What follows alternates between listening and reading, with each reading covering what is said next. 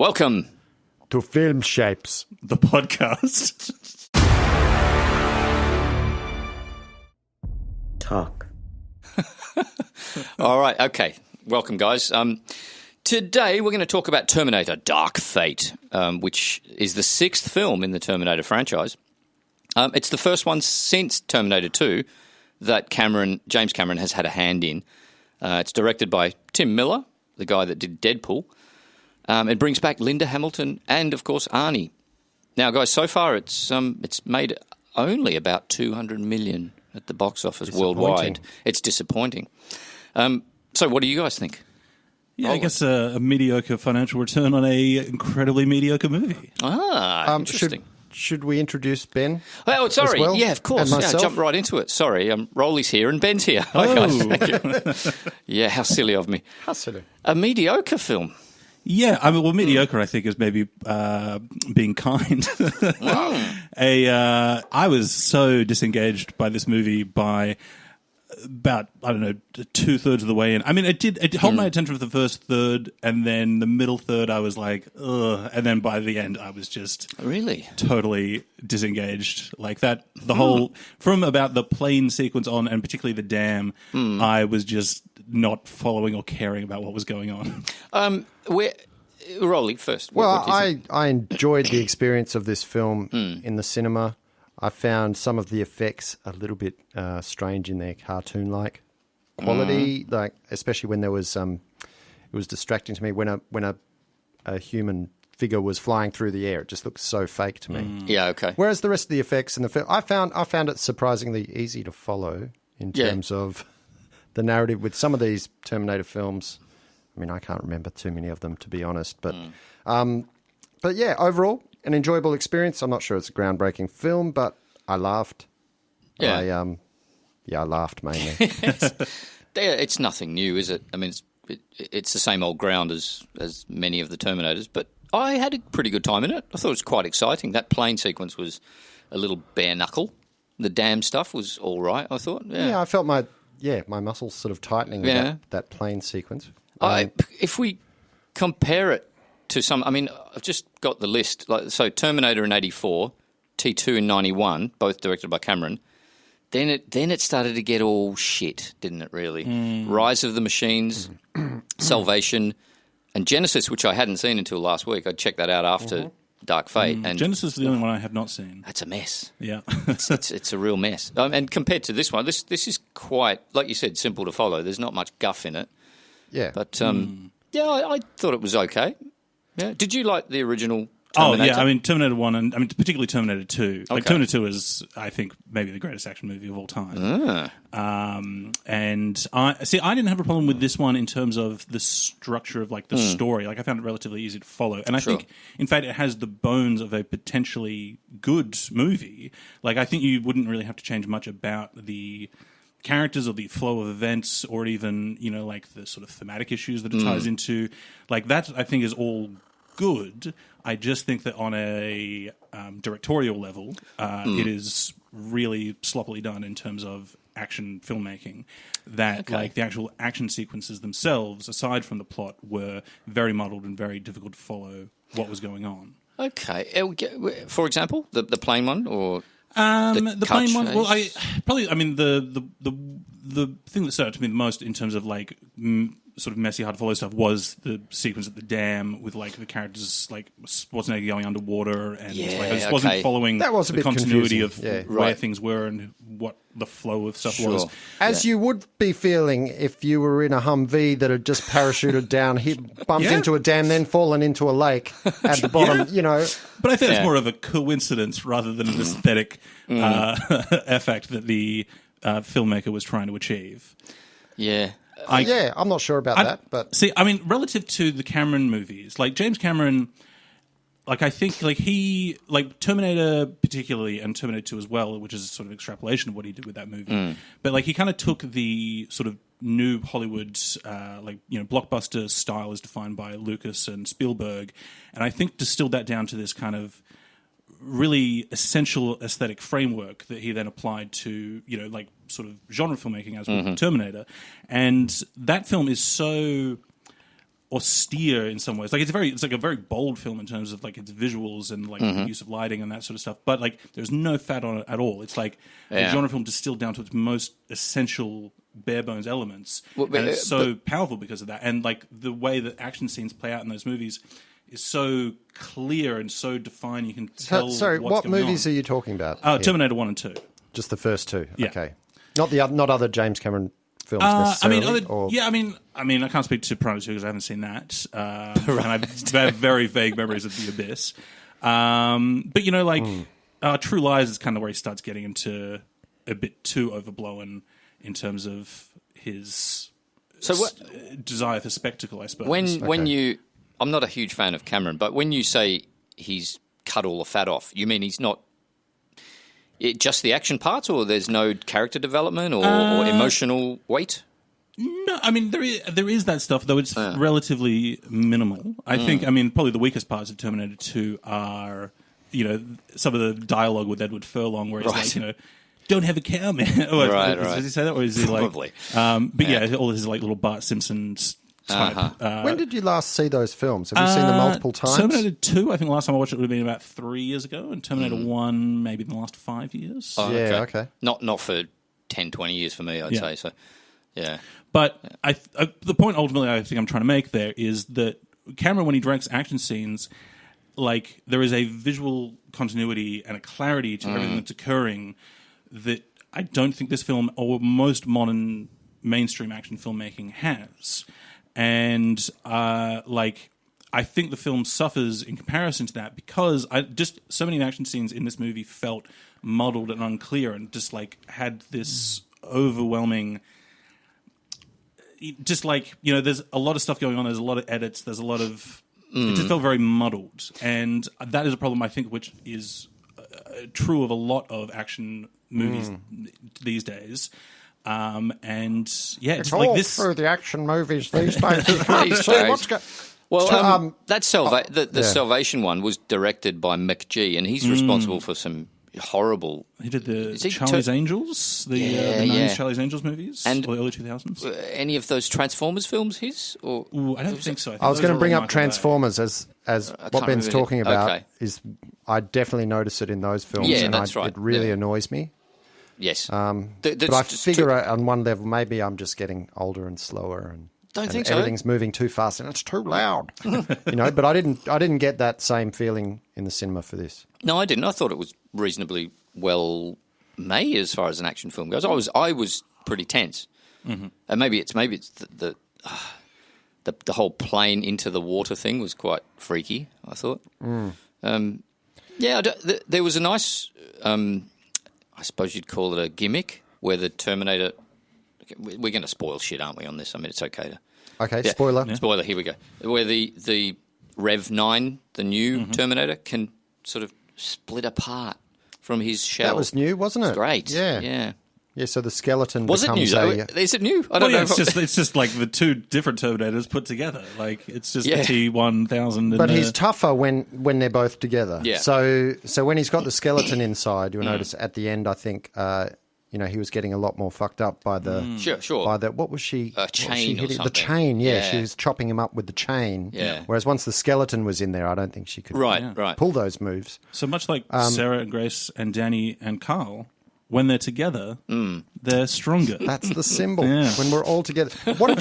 Did this film have For the purpose anything of the tape, worthwhile? they're holding their hands together in a praying motion. Did this have anything worthwhile to say politically then, with the Mexican border and all the rest of and just the fact of There was a having bit of that. Hispanic heroine and Yep. that's new, isn't it? It is. I think, I don't know, it certainly uses these things as plot devices and as, I think, sort of, setting the world that we're in, but it doesn't really engage with them in any meaningful way. It's like, oh yeah, okay, we're in a detention center and we're seeing how Mexican immigrants are treated by the US government, but like, is it saying anything about that, or is it just like, here's something interesting? Well, I think Well, just by virtue of showing that in a mainstream film, though, is something. No, but that's what we think as that kind of person, right?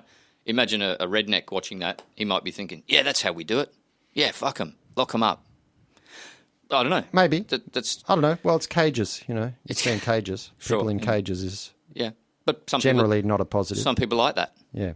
don't they? Sure. No, I'm not talking freaky stuff here, but yeah.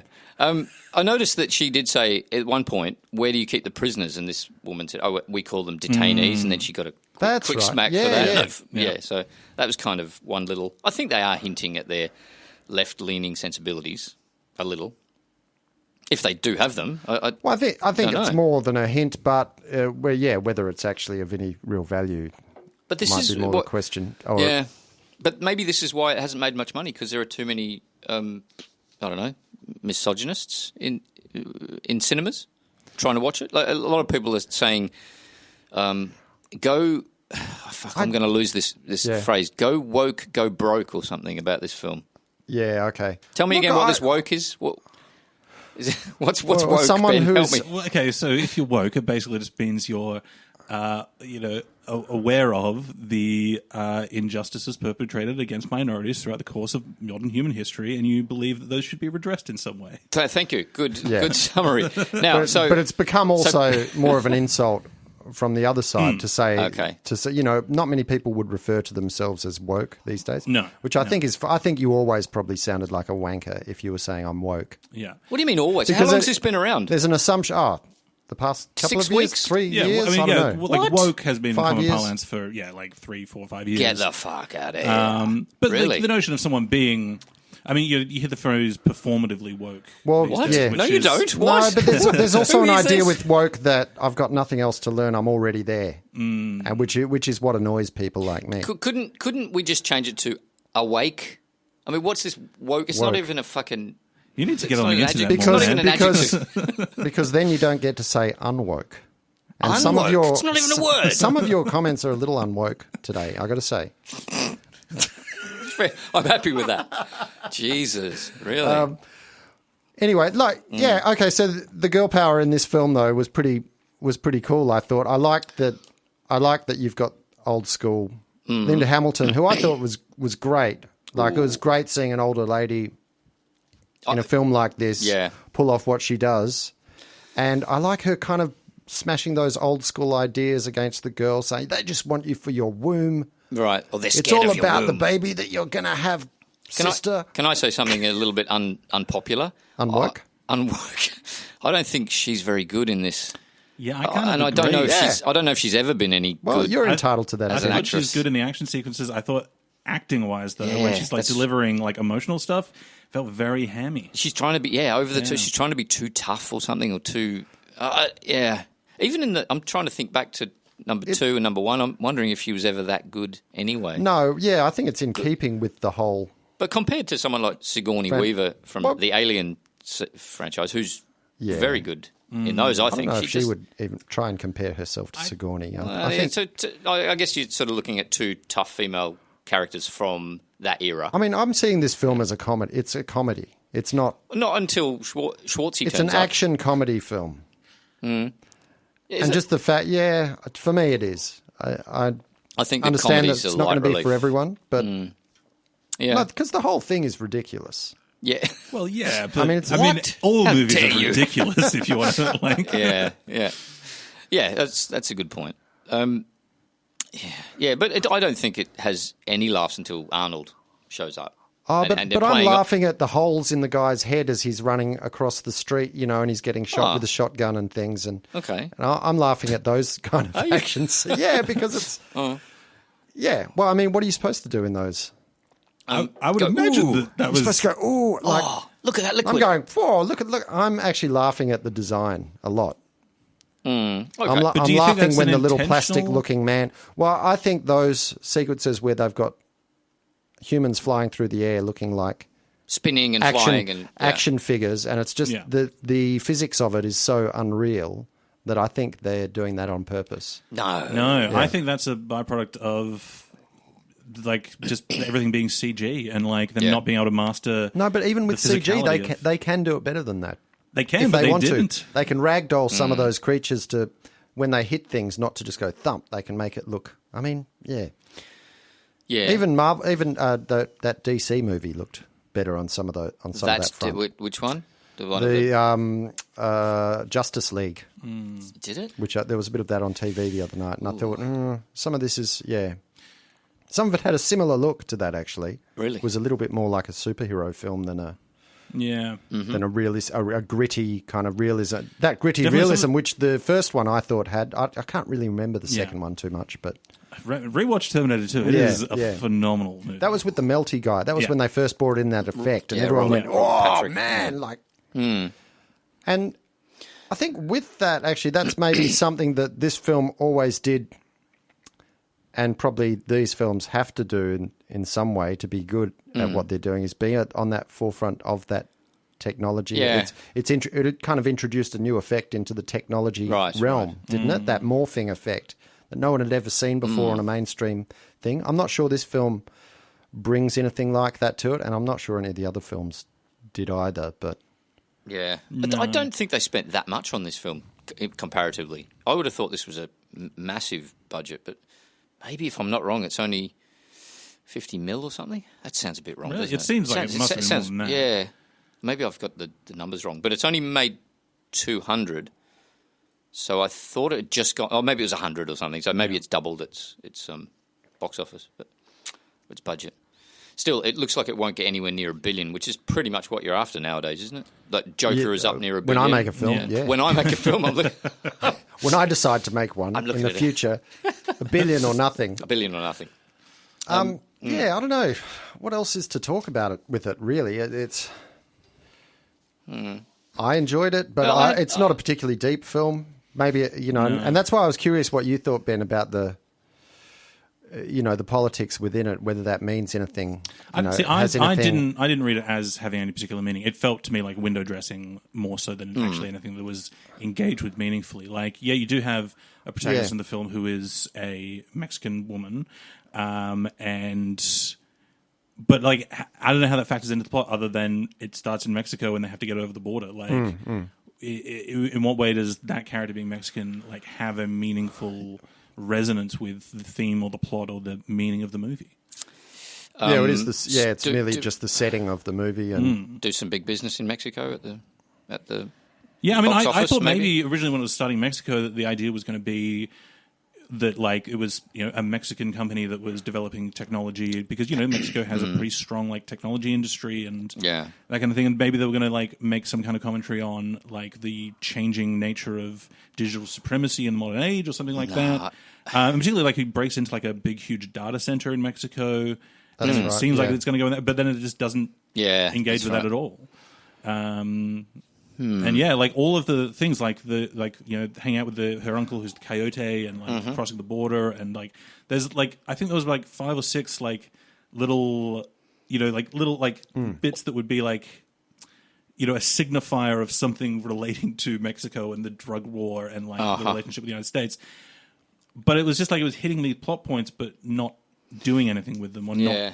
I don't know how far you could develop that though in a film that's 2 hours and really about futuristic. Where everyone's there to see Arnie say, don't do it. I'm not good at changing. I'm efficient nappy changer. Come with me if you don't want to die in 30 seconds.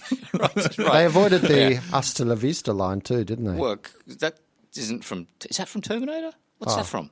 I feel like it might actually be from Last Action Hero or something. Something like that. Or, no, it's Terminator 2. It's Terminator 2. Edward Furlong teaches him to say, hasta la vista, baby. That's right. Yeah. I remember that now. Okay. Thought it was Terminator. What about, is this film, in some sense, a reboot of the storyline? Yeah. Have we've changed? Yeah. No, it's basically the same, except it's not the kid that she's going to have, as in Edward John Connor. It's her herself. Oh, fuck, yeah. More spoilers. John's dead. It's her herself. It's not the... Yeah, just give us a spoiler if it happens in the first 2 minutes of the movie. Right. Yeah, right. Yeah. It's not the boy that you're going to have. It's the woman that you are or that you will be. So I guess it's... So there was nothing in the other movies which wiped John Connor off? Like this was a completely new thing? Well, I believe they have categorically categorically stated that films 3, 4, and 5 are not counted in the continuity. Yeah. This is a hard reset to the continuity of Terminator 2. Oh, okay, that's interesting. All right. Yeah, I mean, and fair enough. the one I just saw, Genesis, is bizarre. I could spoil that one, I suppose, too. But John Connor actually becomes a machine himself, right? And it's Oh, you haven't. No, I haven't. Shit, I just spoiled it. I don't care. Sorry, Ben. Never mind the listener. Never mind the Spoiled listener. it for Right the host. here. Sorry. Spoiled away. But it's they probably were right to do that. Didn't Cameron say after the second one he didn't want to do any more, and therefore the rights sort of went over to somebody else in that company, and then he finally got them back this year and thought, okay, let's do another one. Yeah, I mean, they clearly learned a lesson giving up the rights to that movie. I mean, if you look at his current series, Avatar, is like, I'm going to make the next 17 of these. Wow. Yeah, who knows what's happening there. Yeah. But do you think it would have been a touch better if he had directed this instead of Miller? I think it would have been infinitely better. Like, he's a much better technical filmmaker with a better understanding of how to shoot action sequences.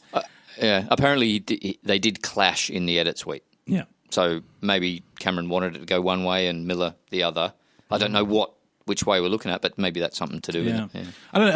I mean, it speaks to an overall problem I was kind of alluding to with action movies generally. Like, I feel like so much of action movies these days is just unclear, like mid-shot, low depth of field, like frenetically cut action, where it's like it's creating a sense of momentum, a sense of like something occurring because of this disorientation that you feel. Yeah. And this is true, like particularly like Marvel movies and just like big budget mainstream action filmmaking.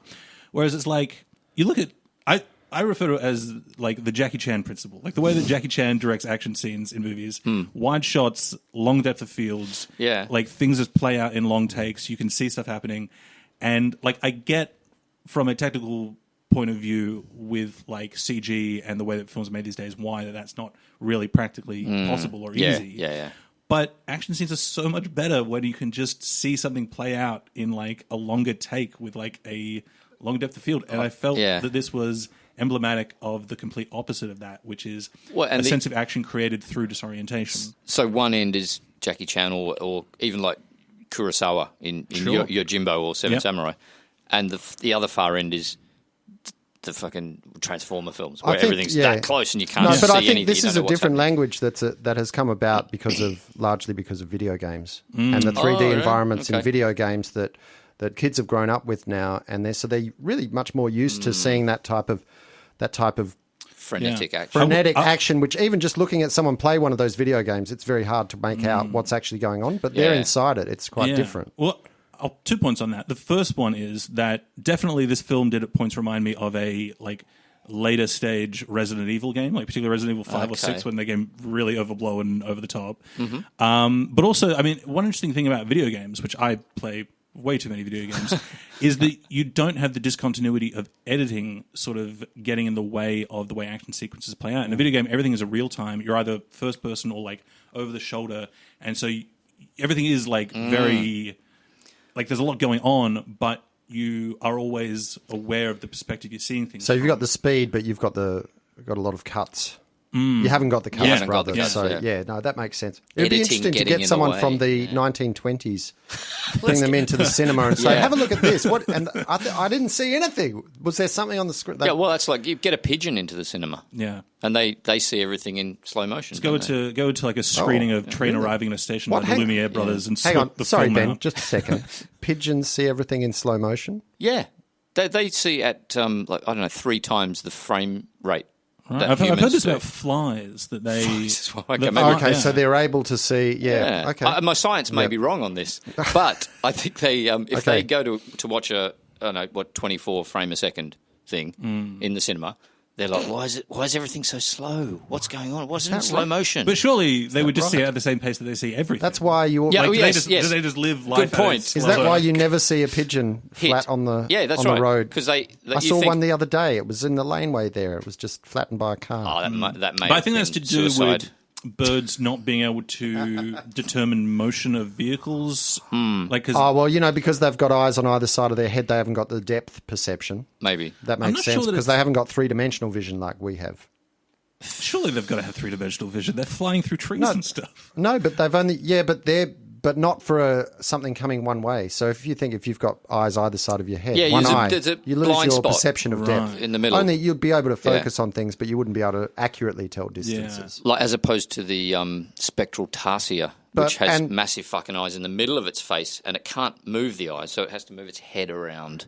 And with this, and I think that it could be an ongoing argument, this, on how much of a film and the editing and how much it affects one person versus another person. Yeah. And whether that's age or vision related or... Well, weren't people a bit discombobulated when Woody Allen started doing those sort of handheld films in the 80s? Yep.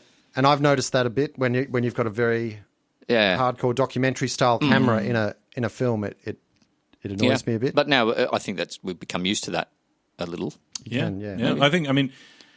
Actually, it's an interesting counterpoint to what I was saying about, wanting clarity in action movies. I mean, you look at the Paul Greengrass Bourne films, and those are very much the opposite. Like, that's someone who came from making documentaries to making docudramas and then made action movies in the style of a docudrama, where it's like all handheld. I mean, I know David Stratton particularly dislikes those movies because he says you can't tell what's going on. Yeah. But I think actually those films have an excellent sense of blocking. Like, they use they cut a lot and they use shaky, but you always know where everything is in relation to everything. Well, that's it. But that's the same thing done well, then. Yeah, really, isn't it? Yeah. I mean, I think really it's not. You can stylistically make a film however you want. It more comes down to how skilled you are as a director, your talent level. Yeah.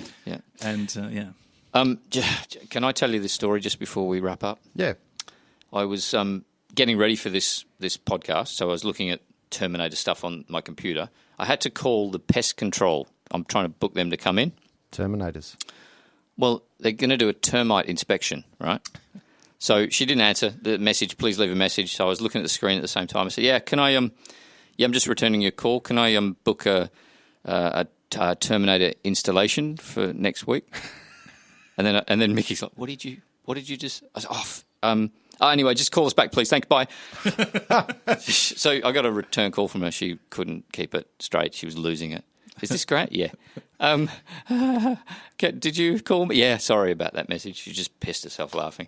Oh, so... I was looking for a termite inspection and I said Terminator installation. Is this Did you Alzheimer's? Explain to her? Actually, I've got a podcast. You can find it on filmshapes.com. No, I just said I was looking at stuff on the internet.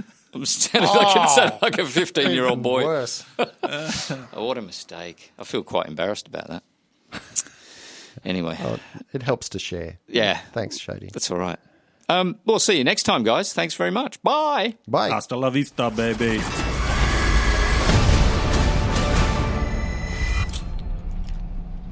I'll be back.